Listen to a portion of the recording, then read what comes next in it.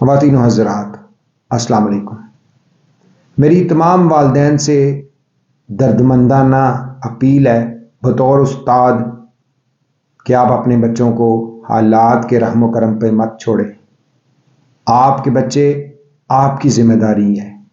اللہ پاک نے آپ کو اس منصب پر اس لیے فائز کیا ہے کہ آپ ایک اچھی نسل کی تیاری کریں، اچھے انسان تیار کریں، ان کی تربیت کریں اور اس کے بعد ان کو معاشرے کے سپرد کریں اور ایک اچھا تعمیری معاشرہ بنایا جائے۔ اس وقت صورتحال یہ ہے کہ ہم اپنے بچوں کے نام پہ ہی ان کو ایک ایسے عذاب میں دھکیل رہے ہیں جس کے بارے میں اللہ کے نبی صلی اللہ علیہ وآلہ وسلم نے بھی پناہ مانگی کہ اور یہ دعا کی وَيَسِّرْ لِي أَمْرِي۔ حضرت موسیٰ علیہ السلام نے یہ دعا کی وَيَسِّرْ لِي أَمْرِي، اور قرآن میں یہ رپورٹ ہے کہ اللہ میرے کام کو آسان کر دے، اور اللہ کے نبی بھی اللہ سے یہ دعا مانگتے تھے اللہ مجھے سستی کے عذاب سے بچا۔ اس وقت یہ موسم کی شدت، گرمی سردی، اس کے نام پہ جو طلباء کے اندر سستی پیدا کی جا رہی ہے، کاہلی پیدا کی جا رہی ہے، وہ یقینی طور پر بہت خوفناک اثرات مرتب کرے گی۔ ہمیں آج اس مسئلے کو سمجھنا ہے۔ یہ ریاست ہمارے بچوں کے مستقبل کے نام پہ، ان کی صحت سلامتی کے نام پہ اکثر یہ چھٹیاں اور یہ اسکول، کالجز اور یونیورسٹیز بند کر دیتی ہیں، جس کی وجہ سے سب سے زیادہ نقصان طالب علموں کا ہوتا ہے، کیونکہ وہ پڑھائی سے دور ہو جاتے ہیں۔ کتاب پڑھنے کا کلچر نہیں ہے۔ نصاب ہمارا معلومات پر مبنی ہے، جس کو رٹا لگانا بہت ضروری ہے۔ بالکل اسی طرح جیسے کہ یہ کہا گیا کہ جی مار نہیں پیار، بھائی ہم بھی کہتے ہیں مارنا نہیں چاہیے، یہ کوئی کانسیپٹ نہیں ہے۔ گو کہ بلے شاہ نے یہ بات کہی تھی کہ چار کتاباں اتو لتھیاں، چار کتاباں کچھ نہ کیتا، اتوں لتھا ڈنڈا، ڈنڈا سب کچھ کیتا۔ برصغیر میں ہمیشہ سے یہ ڈنڈا ہی چلتا ہے، کیونکہ غلامانہ سوچ کے یہ کار فرما ہم لوگ ہیں اور ہم اسی کے مطابق بروئے کار آتے ہیں۔ تو عزیزان گرامی، بچوں کے حوالے سے میں یہ کہوں گا کہ گورنمنٹ کو اس بات کا پابند کیا جائے کہ جس طریقے سے سب سے پہلے آپ نے سرکاری سکولز کا بیڑا غرق کیا، یہ اردو میڈیم اور انگلش میڈیم 1986 کے بعد یہ کام شروع ہوا، ادھر سے پرائیویٹ سکولز بنے، اب پرائیویٹ سکول بھی ختم ہوتے جا رہے ہیں اور ان کی جگہ اکیڈمیز لے رہی ہے۔ طالب علم جو تھوڑا بہت سکول جاتے تھے، نصابی اور غیر نصابی سرگرمیوں میں حصہ لیتے تھے، ایک روٹین کے مطابق زندگی گزارتے تھے، اب وہ بھی ختم ہو گیا ہے۔ اور ایک اور بات جو ہم پاکستانیوں کے لیے نہیں ہے کہ ہم ہر وہ چیز جو ہمارے لیے مفت ہوتی ہے ہم اس کو مال مفت دل بے رحم سمجھتے ہیں۔ اگر آپ کو ریاست آپ کے بچوں کو تعلیم دے رہی ہے تو یقیناً سرکاری سکول جو ہیں آپ کے اور میرے ٹیکس کے پیسوں سے بنتے ہیں۔ اس کے علاوہ جتنی بھی یہ ہمیں سہولیات دی جاتی ہیں یہ مفت میں نہیں مل رہی، اس کے بدلے ہم ٹیکس دیتے ہیں۔ ہاں وہ سیلز ٹیکس کی شکل میں ہے، ہاں وہ پراپرٹی ٹیکس ہے، انکم ٹیکس ہے، یا جتنے بھی ٹیکس ہیں ہر قدم پہ ہمیں ٹیکس دینے پڑتے ہیں۔ دنیا میں پاکستانی واحد لوگ ہیں جو سب سے زیادہ ٹیکس دیتے ہیں اور سب سے کم سہولیات ملتی ہیں، وجہ کہ ہم نا اتفاقی کے مارے ہوئے ہیں، بے برکتی ہے۔ اتفاق میں برکت ہے، اس وقت ہم بے برکتی کے عذاب سے گزر رہے ہیں۔ تو ہمارا طالب علم اس وقت جو سستی کے نام پہ، موسم کی شدت کے نام پہ اس کو چھٹی کروا دی جاتی ہے تو اس کے بڑے نقصانات ہیں۔ ہونا یہ چاہیے کہ اگر ہمارے محدود وسائل ہیں تو ہم جو اس عادت سے اور اس رویے سے جان چھڑانی چاہیے، بلکہ اگر صبح جو دھوپ ہے مختلف علاقوں کے مطابق پالیسی بنا دی جائے تاکہ بچے جو ہیں کم سے کم ان کو چھٹیاں ملیں، زیادہ سے زیادہ وہ اپنے جو تعلیم ہے، تعلیمی سرگرمیاں ان میں مشغول رہیں۔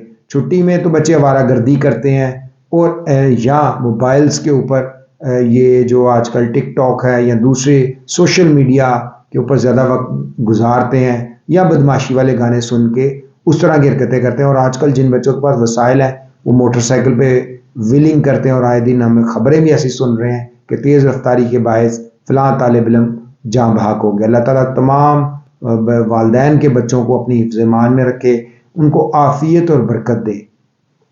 تو اس لیے جو ہے اس پالیسی کو ریوائز کریں، یونیفارم کی بجائے بچے موسم کی مناسبت کے حساب سے کپڑے پہن لیں، شدید جب موسم شدت ہو اتنا زیادہ شدید نہیں ہوتا، اور پھر ٹائمنگ تبدیل کر لیں۔